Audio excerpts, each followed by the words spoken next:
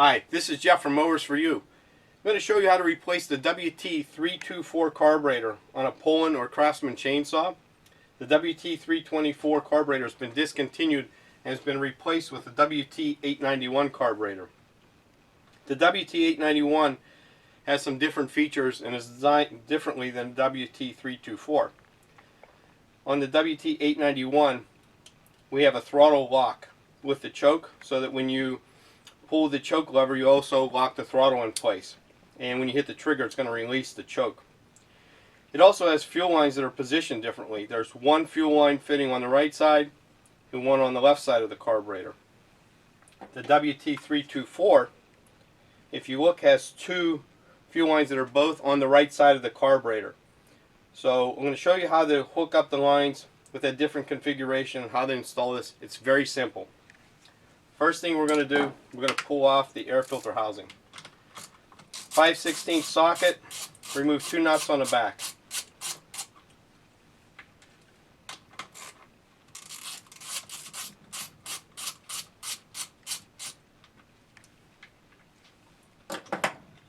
This air filter housing is going to get discarded. The kit for the 891 carburetor comes with one of these housings, and it's designed differently to allow for that automatic choke lock. There's more clearance in the back, so you're going to throw out the old one.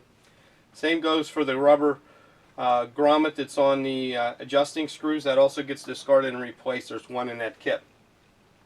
First thing we'll do now is we're going to remove the two fuel lines.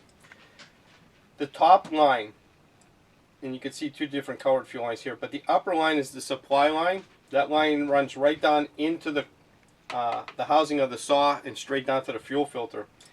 The other fuel line on the lower part, this one goes over to the primer bulb. This one is a suction line. It sucks gas through this line. It'll supply up, get sucked back through here, through the primer bulb, and then returned in through the larger of the two fuel line sizes back into the tank. So let's pop these two off. It's very important that you remember which line goes where. If you get these mixed up, your saw's not going to run. Fuel lines are popped off. The choke, simply with that grommet, just pick that choke up out of the way. And if you slide the carburetor back, it comes back so far and it gets stuck. What you need to do, and this is the trick, just squeeze the throttle slightly while you're pulling back. It comes right off. Piece of cake. And off it is. Next, remove the choke lever.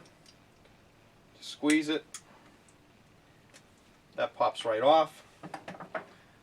Now we're going to hook up the new carburetor. One thing you're going to notice, as I had stated before, is this fuel line is actually a little bit too long right now, because you're not going to the right side of the carburetor, you're now going to the left side. But if you look deep down in here, underneath your carburetor, there's a valley in there where you could tuck this fuel line right down in there, loop it around, and basically not have to do anything with it. So we're going to hook up our fuel lines. It's easiest to hook them up before you put the carburetor on, especially this one on the left side. And if your fuel lines are old and brittle, you're going to want to replace them, because it will be a pain in the neck to try to push on some of those fuel lines. They may not go on very easily, or they may break. So if they're old, replace them now while you have everything apart. Most of these saws take a 5300 69599 fuel line kit, which includes 2 feet of each of the two different size fuel lines. So we have that one on. I'm going to put our choke lever on like that. The other fuel line we'll stick on once we get it on here. Put on our throttle lever, feed it through, and we're going to have the same thing when we put this on. Squeeze the throttle lever a little bit, line up your screws, push it on, and it should go right on there. Oops. In this case, you got to make sure that that fuel line is clear. Push it down a little bit as we push this on there. It's down in there. Put our choke in place. Take that fuel line on the right side. Hook that back up. Our choke's in place. Our fuel line to this side, on the right side, on the left side of the saw, it's got a nice little loop. It goes down, it's looped around in the back, comes back out to our primer bulb. Very nice. No kinks in it, which is important. If you have a problem and it's kinking, what you could do is loosen the two screws on a primer bulb, pull it out, take about 1.5 inches off of that primer line, hook it back up, put it on there. But normally you could tuck it back in there with a nice easy loop, no problems. So everything's hooked up.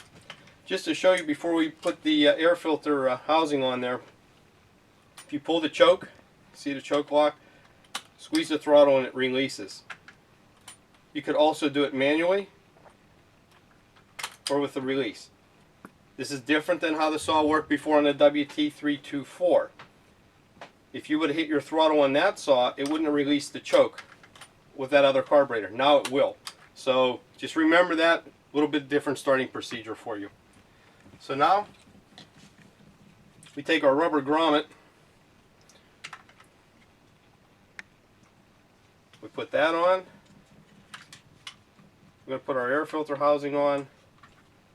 Basically you're just going to tighten up our two screws, or our two nuts on the back, and we're all done. Very simple installation, very straightforward. All you have to do is be cautious of that primer line, make sure it doesn't kink.